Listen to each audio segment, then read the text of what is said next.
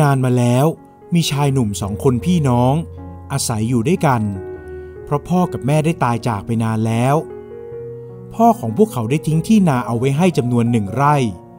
โดยสั่งไว้ว่าให้ทั้งสองช่วยกันทำนาและแบ่งผลประโยชน์กันคนละครึ่งทั้งสองต่างช่วยกันทำนาและเก็บเกี่ยวผลผลิตเอามาไว้กินแต่ที่นาจำนวนเท่านั้นก็ไม่ได้ทำให้เขาร่ำรวยขึ้นมาได้เพราะที่ดินมีเพียงแค่ไร่เดียวดังนั้นจึงเป็นการทำนาเพื่อกินเสียมากกว่าขายแต่กระนั้นทั้งสองก็เป็นคนที่จิตใจดีชอบแบ่งปันและเอื้อเฟื้อเผื่อแผ่แก่คนที่ยากลำบากกว่าตนเองมีอยู่วันหนึ่งคนเป็นพี่เกิดเจ็บป่วยขึ้นมาและไม่มียารักษาเพราะพวกเขาไม่มีเงินน้องชายก็ได้ไปบนบานศาลกล่าวกับสิ่งศักดิ์สิทธิ์ขอให้พี่ชายของเขาหายเจ็บป่วยข้าแต่สิ่งศักดิ์สิทธิ์ข้า2 คนพี่น้องต่างทำความดีมาตลอดเพียงแต่พวกข้ายากจนนักเวลานี้พี่ชายของข้าเจ็บป่วยจะหันหน้าไปพึ่งใครก็ไม่ได้ขอให้สิ่งศักดิ์สิทธิ์ได้โปรดช่วยพี่ชายของข้าให้หายจากอาการเจ็บป่วยได้เถิดคนเป็นน้องยกมือไหว้เทวดาฟ้าดินคำร้องขอของเขาดังไปถึงพระอินทร์ผู้เป็นใหญ่อยู่บนสวรรค์เข้าทำนองร้อนอาจก็คือที่นั่งของพระอินทร์เกิดร้อนและแข็งกระด้างขึ้นมาจนนั่งไม่ได้พระอินทร์ได้แต่ส่องทิพยเนตรลงไปบนโลกมนุษย์แล้วก็ได้เห็นชายหนุ่มที่กำลังยกมือไหว้ฟ้าดินอ้อนวอนขอให้พี่ของเขาหายจากอาการเจ็บป่วยพระอินทร์ได้กำหนดจิตแล้วดูเรื่องราวของชายหนุ่มคนนี้ก็ได้รู้ว่าเขามีพี่ชายอยู่1 คนและทั้งสองก็เป็นคนดีพระองค์จึงเรียกเทวดาให้มาหาและสั่งความเจ้าจงลงไปหาผู้ชายคนนี้แล้วจงทดสอบเขาตามบททดสอบที่เราตั้งไว้หากเขาทำได้อย่างที่ข้าตั้งเงื่อนไขเจ้าก็จงตอบแทนเขาตามความเหมาะสมขอรับพระองค์เทวดาหนุ่มรับคำสั่งแล้วก็หายตัวลงมายังโลกมนุษย์กล่าวถึงชาวนา2 พี่น้องหลังจากน้องชายได้ไปไหว้เทวดาฟ้าดินก็ปรากฏว่าอาการของพี่เขาหายสนิทเป็นปลิดทิ้งพี่หายดีแล้วข้าจะเอาส้มสูกลูกไม้ไปไหว้กลางแจ้งเพื่อเป็นการขอบคุณเทวดาขอบใจเจ้ามากนะที่ไปบนบานกับเทวดาให้พี่ได้หายจากอาการเจ็บป่วยพี่ชายเอ่ยขอบใจน้องไม่เป็นไรเราก็มีกันอยู่แค่2 คนพี่น้องจากนั้นน้องชายก็ยกถาดผลไม้ไปวางไว้บนแคร่กลางแจ้งแล้วจุดธูปบอกเทวดาฟ้าดินว่าเขาได้นำของมาแก้บนแล้วหลังจากหายดีก็ถึงฤดูการทำนา2 พี่น้องก็มาทำนาเหมือนเดิมระหว่างนั้น2 พี่น้องก็ผลัดกันเฝ้าดูแลผืนนาที่รวงข้าวกำลังออกรวงเหลืองอารามและใกล้จะเก็บเกี่ยวได้ในขณะที่นั่งอยู่ใต้ร่มไม้เพื่อเฝ้านาข้าวอยู่นั่นเองก็มีชายแก่คนหนึ่งเดินกระย่องกระแย่งลงมาจากเกวียนที่ใช้วัวแก่ๆ2 ตัวเทียมเอาไว้ตาคนนั้นค่อยๆเดินมาทางใต้ร่มไม้แล้วก็นั่งพักอย่างคนหมดแรงอ้าวตาไปยังไงมายังไงกันล่ะนี่ฉันไม่เคยเห็นหน้าตามาก่อนเลยข้ามาจากหมู่บ้านอื่นหมู่บ้านของข้ามันแล้งเหลือเกินทำนาไม่ได้ผลข้าก็เลยออกเดินทางหวังจะมาขอบริจาคข้าวไปเป็นอาหารให้กับลูกและเมียของข้าแต่ข้าไม่ได้ขอเปล่าๆนะข้าจะทำงานแลกกับข้าวตาเอ่ยด้วยน้ำเสียงเหนื่อยหอบเพราะเดินทางมาไกลโอ้ยตา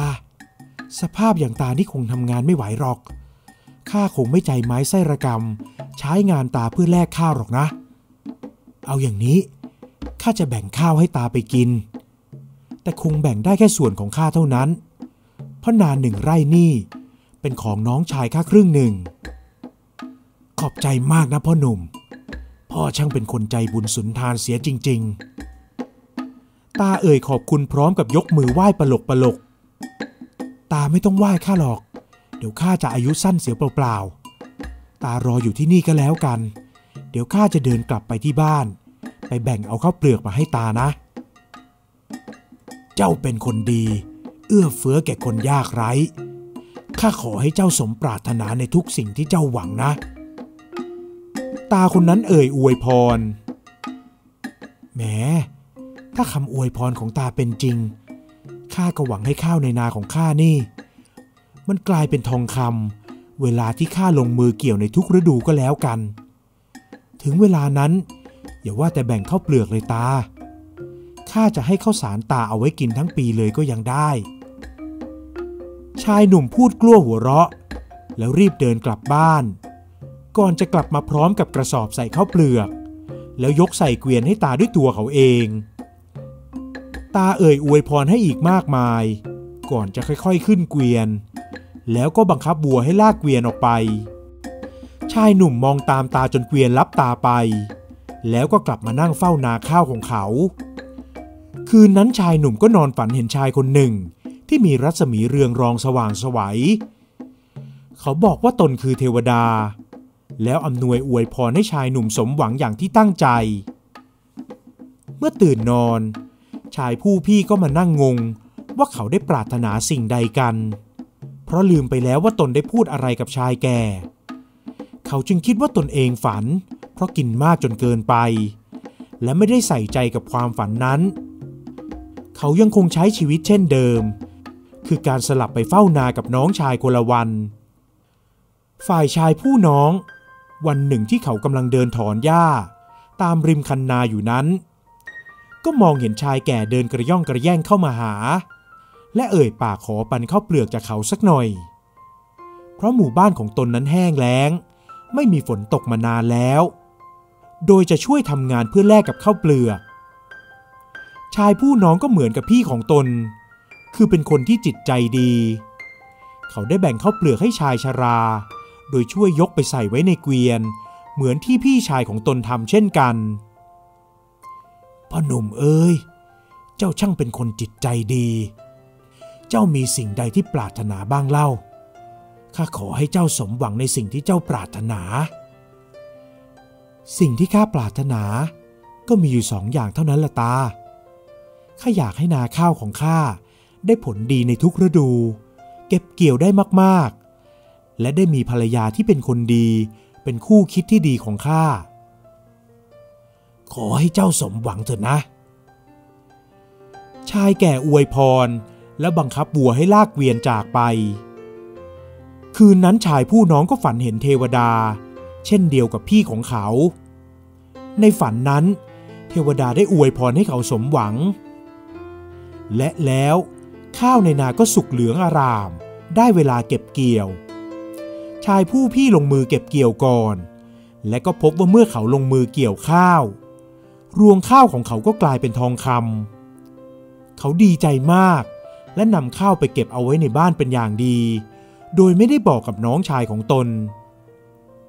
ส่วนชายผู้เป็นน้องพอลงมือเก็บเกี่ยวข้าวก็ปรากฏว่าจำนวนข้าวที่เขาเกี่ยวได้มีเพิ่มขึ้นถึง10 เท่านาครึ่งไร่ของเขาให้ผลผลิตเท่ากับคนที่ทำนา10 ไร่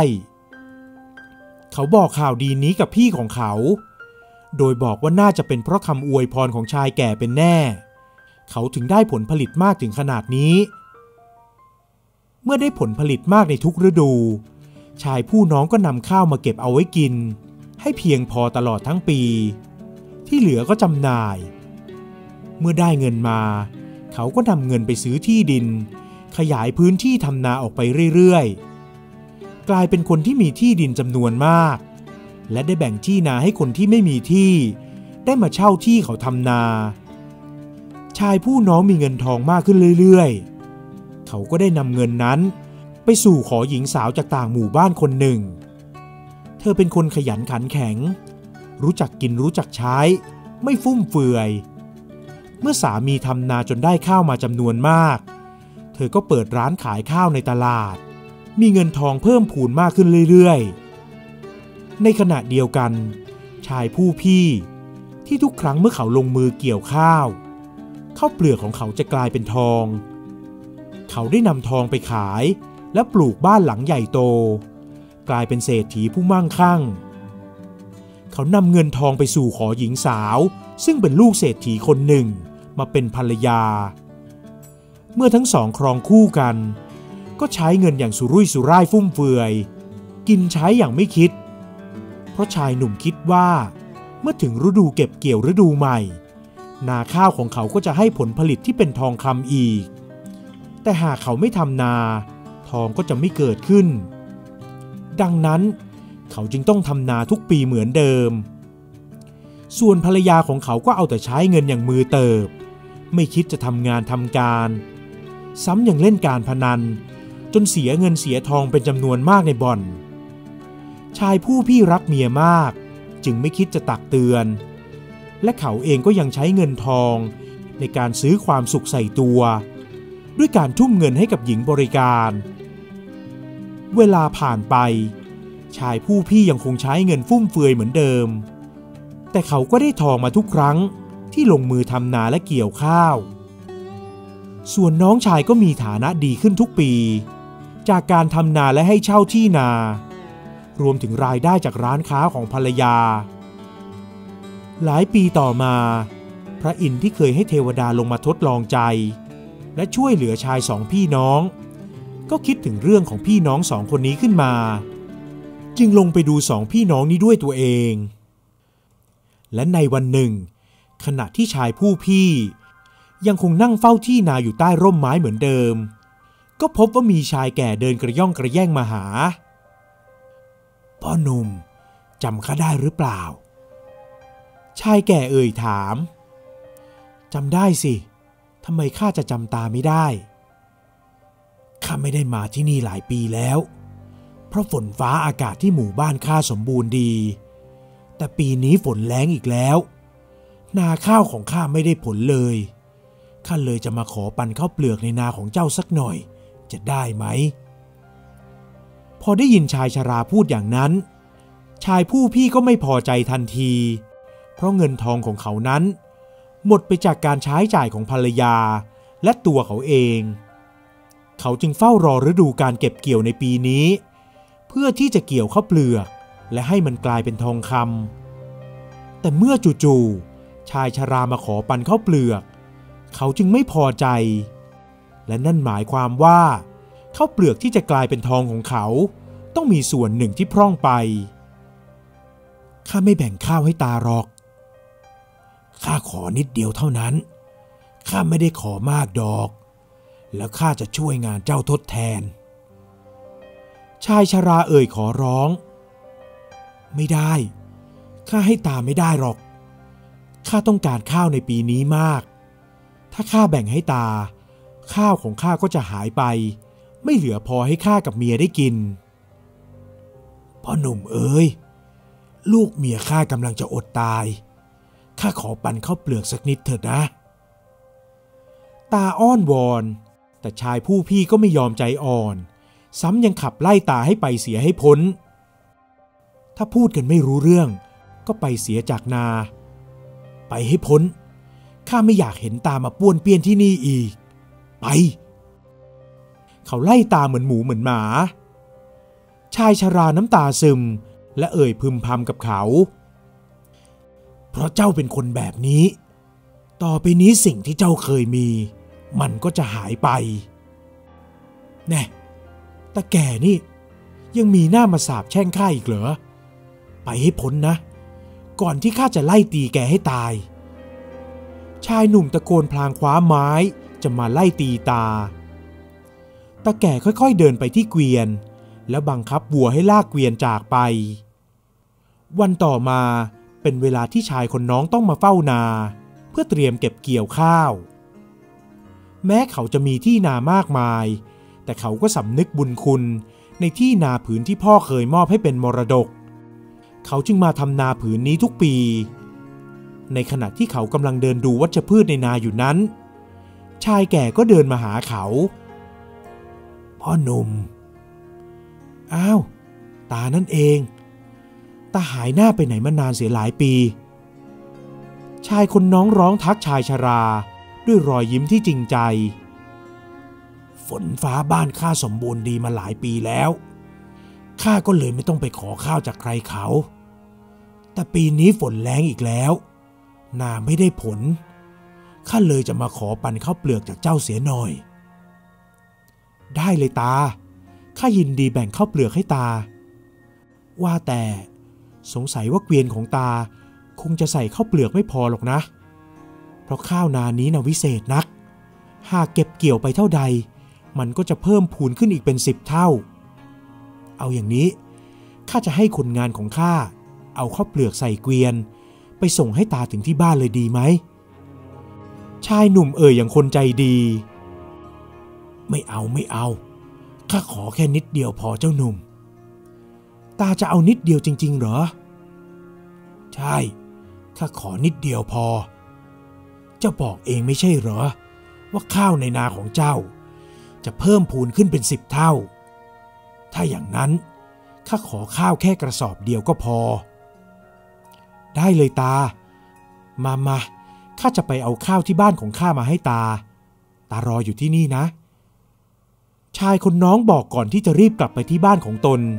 แล้วแบกข้าวมา1 กระสอบใส่เกวียนให้ชายชราก่อนชายชราจะจากไปเขาก็ได้อวยพรให้ชายหนุ่มเจ้าเป็นคนดีเสมอต้นเสมอปลายแม้จะกลายเป็นคนมั่งมีแล้วตาขออวยพรให้เจ้าจงจำเริญรุ่งเรืองยิ่งขึ้นไปนะทำการค้าขายใดๆก็ขอให้ขายดิบขายดีเจริญก้าวหน้าสมพรปากจะตาชายหนุ่มยกมือไหว้ขอบคุณที่ชายชราอวยพรให้เขาจากนั้นชายชราก็บังคับเกวียนจากไปคืนนี้ชายคนพี่ได้นอนฝันเห็นชายหนุ่มที่มีรัศมีสีเขียวเรืองรองรอบตัวไม่ต้องให้ใครบอกเขาก็รู้ว่านั่นคือพระอินทร์ผู้ทรงอำนาจสูงสุดบนสวรรค์ชายคนพี่ยกมือไหว้ด้วยความปราบปลื้มยินดีที่ได้เจอกับพระอินทร์แต่เขากลับต้องเสียหน้าเมื่อได้ฟังคำของพระอินทร์เจ้ามันใจคับแคบพอร่ำรวยก็กลับเปลี่ยนไปไม่เหมือนตอนยังเป็นคนจนพอมีเงินทองมากแทนที่จะยิ่งเอื้อเฟื้อกลับกลายเป็นคนใจแคบไม่แบ่งปันข้าจะแบ่งปันได้ยังไงในเมื่อข้าต้องการข้าวเปลือกในนามาชดเชยหนี้สินที่เมียข้าก่อเอาไว้นั่นเป็นเพราะเจ้ากับเมียใช้เงินทองไม่เป็นพอมั่งมีก็ใช้เงินอย่างไม่คิดหน้าคิดหลังต่อไปนี้เจ้าจงกลับไปเป็นเหมือนเดิมก่อนที่เจ้าจะได้รับพรจากข้าจงไปทำนาเก็บเกี่ยวผลผลิต1 ไร่ของเจ้าให้พอกิน2 คนผัวเมียเถิดเจ้าจะไม่มีวันได้ทองจากข้าวในนาของเจ้าอีกแล้วพระอินทร์ตรัสเช่นนั้นก็หายวับไปกลับมาก่อนพระอินทร์อย่าแช่งข้าแบบนี้ชายหนุ่มร้องเรียกแต่พระอินทร์ก็ไม่กลับมาให้เขาเห็นอีกเมื่อชายคนพี่ตื่นขึ้นมาเขารีบวิ่งไปที่นาของเขาแล้วลงมือเกี่ยวรวงข้าวปรากฏว่าข้าวไม่ได้กลายเป็นทองอีกแล้วเป็นเพียงข้าวเปลือกเหมือนปกติเขาซุดตัวลงนั่งร้องไห้ร่ำร้องให้ข้าวเปลือกเปลี่ยนเป็นทองคำแต่ก็ไม่เป็นผลฝ่ายเมียของเขาที่ไม่รู้เรื่องนี้ก็ยังคงใช้เงินเหมือนเดิมพอไม่มีเงินก็เอาบ้านไปจำนองชายคนพี่ทะเลาะกับเมียเรื่องเงินทองจนต้องแยกทางกันเขาได้กลายมาเป็นคนจนเหมือนเดิมยังดีที่น้องชายของเขารู้เรื่องนี้จึงช่วยซื้อบ้านกลับคืนมาให้แต่พี่ชายก็ไม่ยอมอยู่ที่บ้านหลังใหญ่ของตนอีกแต่กลับย้ายไปอยู่ที่บ้านหลังเดิมที่เคยอยู่กับน้องชายของตนฝ่ายน้องชายเมื่อเกี่ยวข้าวในนาส่วนแบ่งอีกครึ่งหนึ่งนั้นข้าวก็ยังให้ผลผลิต10 เท่าเหมือนเดิมเพราะเขาก็ได้ฝันเห็นพระอินทร์เช่นกันและในฝันของเขานั้นพระอินทร์ได้ให้พรเขาให้เขาเจริญรุ่งเรืองยิ่งขึ้นไปอีกเมื่อเขารู้เรื่องของพี่ชายก็ได้ยื่นมือเข้าไปช่วยเหลือและแบ่งปันที่ให้พี่ชายได้ทำนาเพิ่มขึ้นและพี่ชายของเขาก็ปรับปรุงตัวเสียใหม่ไม่เล่นการพนันกลับมาใช้ชีวิตเป็นชาวนาเหมือนเดิม และเป็นคนที่รู้จักแบ่งปันเช่นเดิมแม้จะไม่ได้ทองคำจากการเกี่ยวข้าวแล้วก็ตาม